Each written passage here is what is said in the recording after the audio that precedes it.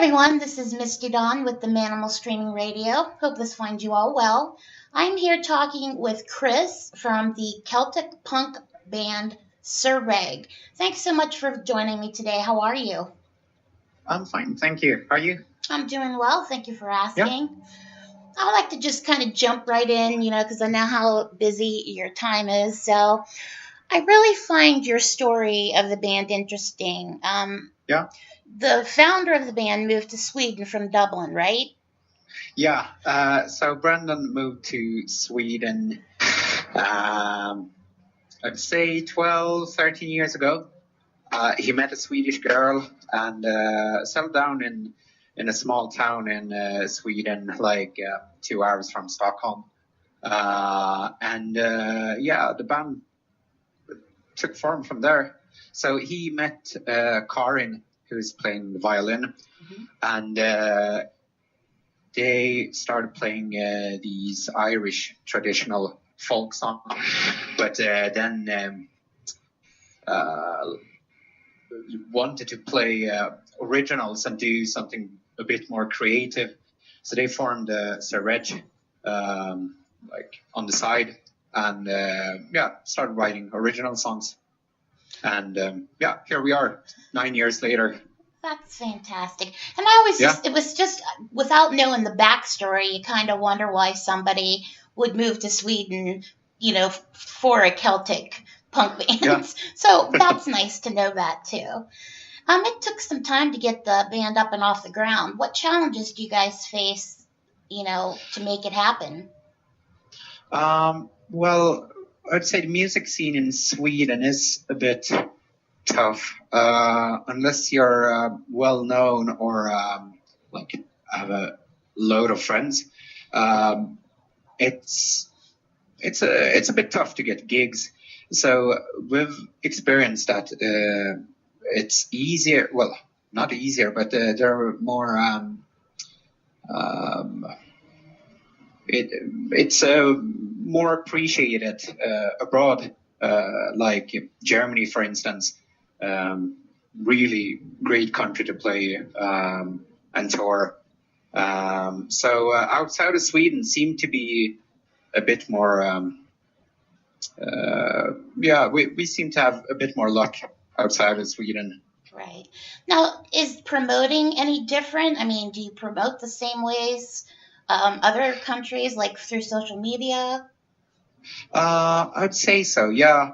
Although Germany, for instance, I don't think you can stream videos through YouTube and such because of their publishing and copyright laws for music.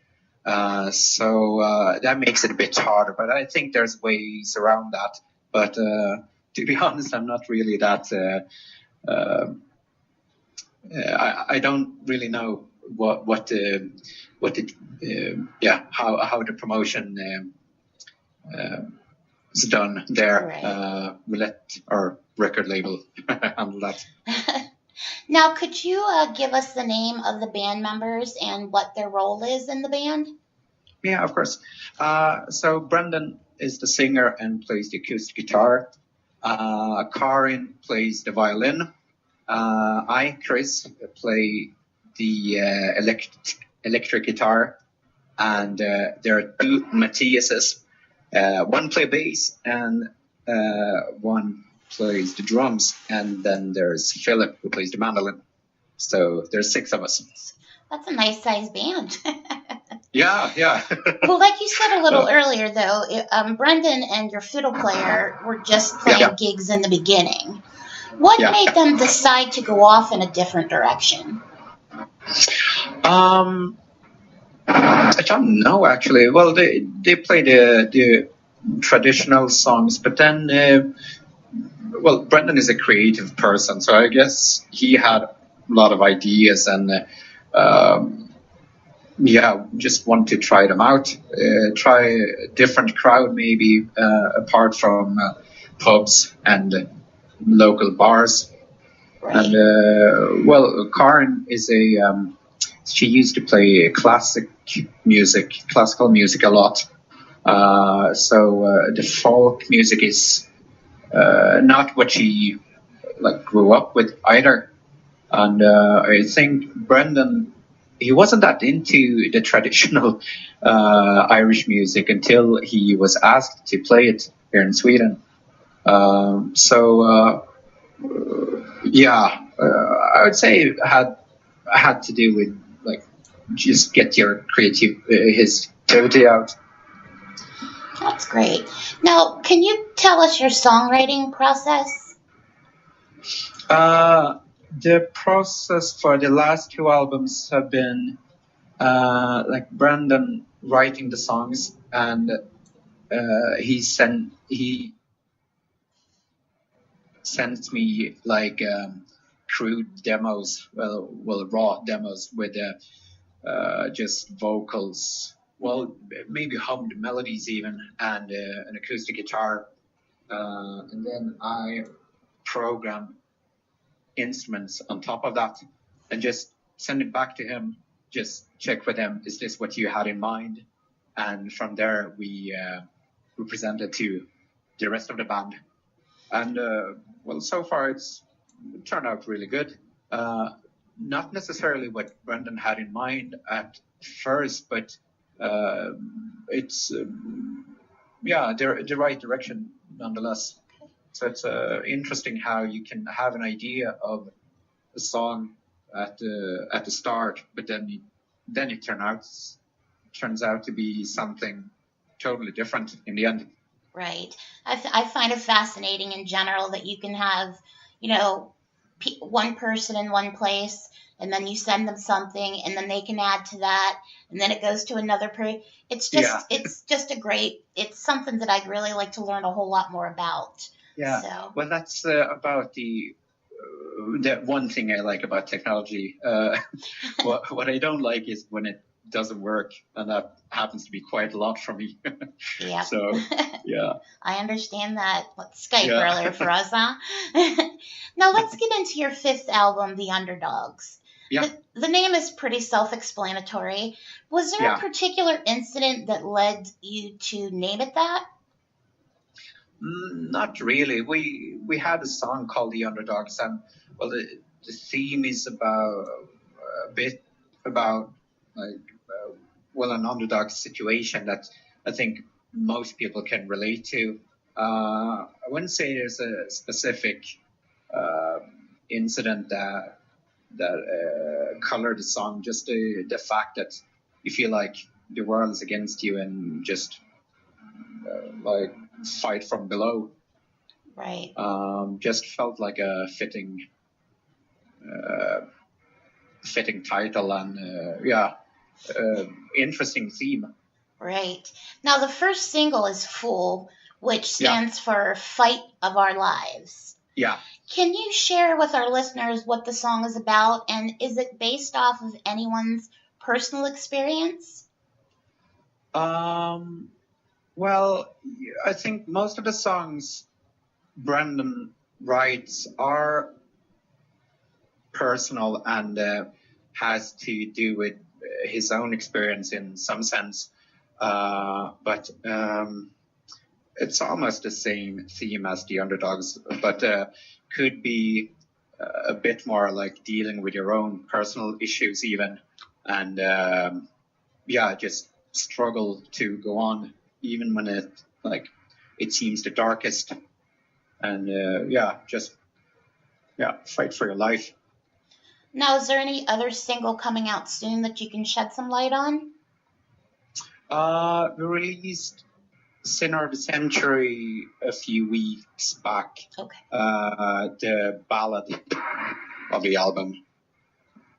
And we're not sure we'll release another single. There might be another single from the album, but nothing decided yet. Okay. Right.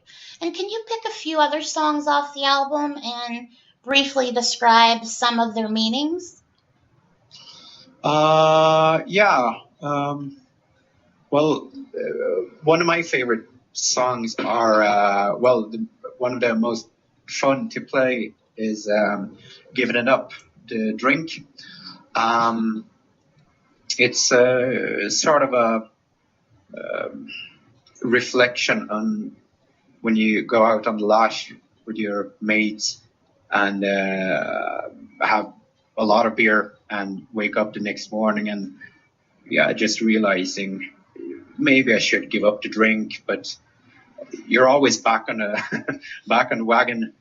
Well, you're off the wagon maybe. But you're back on the drink shortly after. But I think most of the songs are quite easy to interpret. Just recognize yourself in like the sort of position and.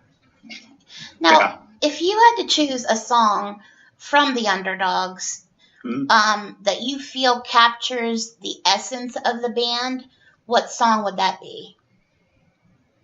I'd say it's the title track, The Underdogs. It has the raw energy, but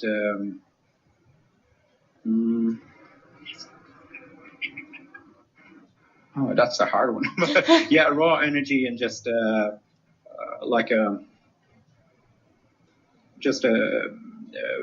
mad force and brute vocals. I don't know. I definitely like the vocals on that song for sure. Thank you. Yes. Now, are you guys touring now, promoting this album? So we're about halfway done with this autumn tour. So we spent 10 or 11 days in the UK to come home to Sweden and do about the same amount of gigs at home, but it's not that as intense as it was in the UK. So they're spread out over 2 months. I think we're hitting the south of Sweden or something in 2 weeks. So we get some time off in between. So mostly weekend gigs. Right. But we're hoping to do something in the springtime, probably Central Europe. Oh, that'll be nice. That'll be a lot of fun. And we'd love to come back to the US. We played the Get Shamrock Festival at the end of September. So that was one-off gig, but we had a few days off in California, so that was really nice. Love to come back. We'd love to have you back, that's for sure. Yeah. Now, who are some bands or even people that inspire you in the band?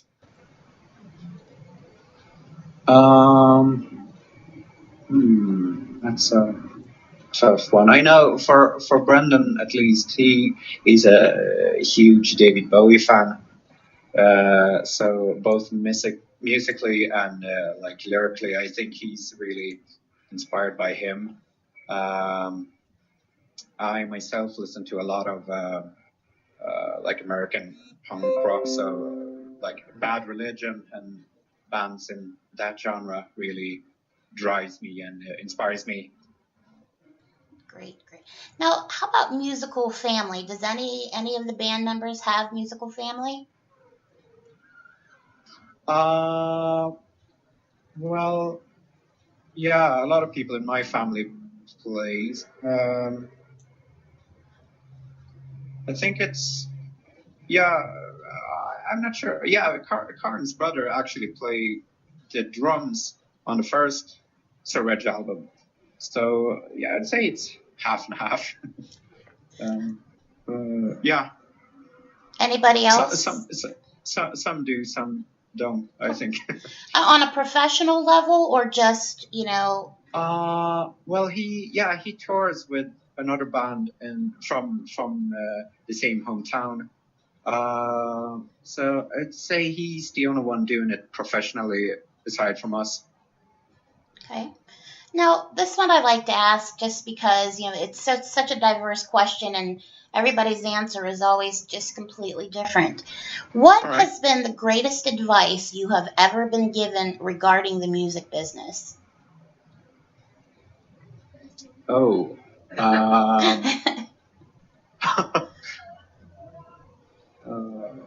that's a tough one.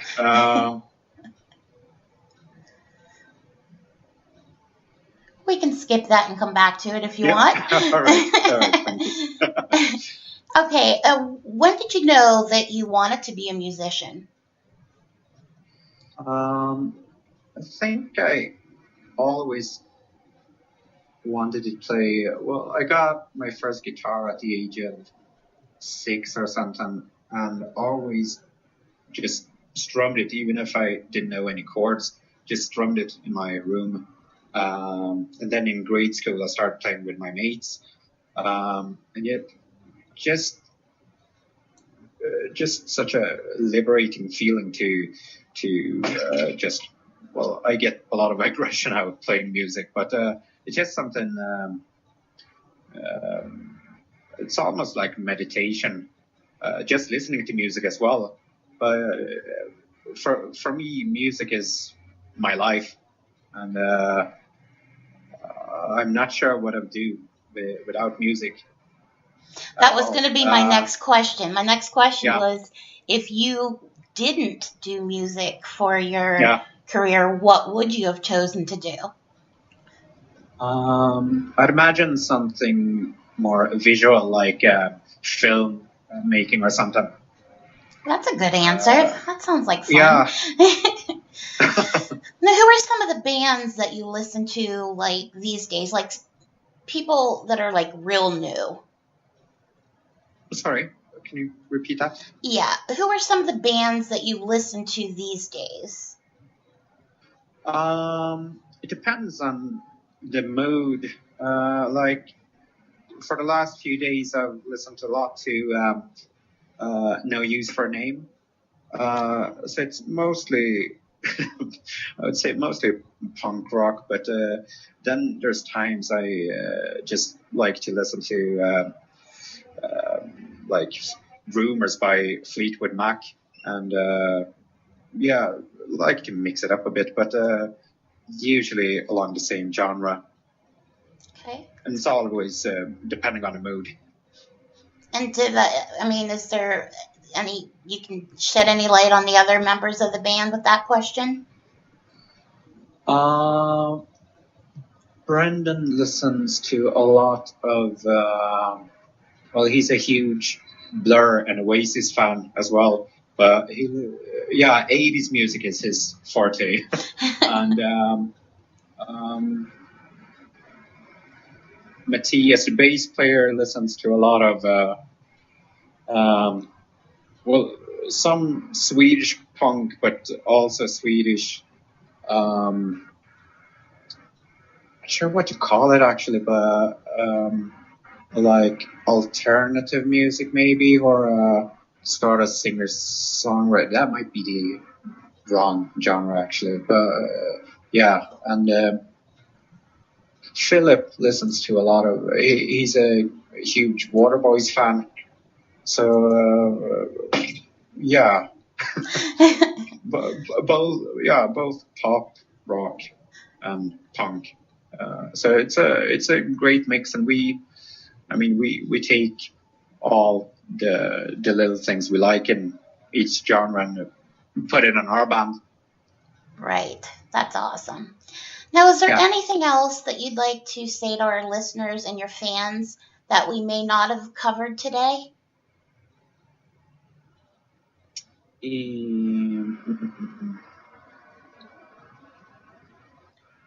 Not that I can comment, sorry. That's okay. And where can we get your music? Well, you can find our music on Spotify and iTunes and all those like digital platforms, and I think in record stores as well, hopefully. Okay. If the distribution is going well, so otherwise you can always order it online. Okay. Well, I really want to thank you so much for joining me today, Chris. Thank you. Yeah.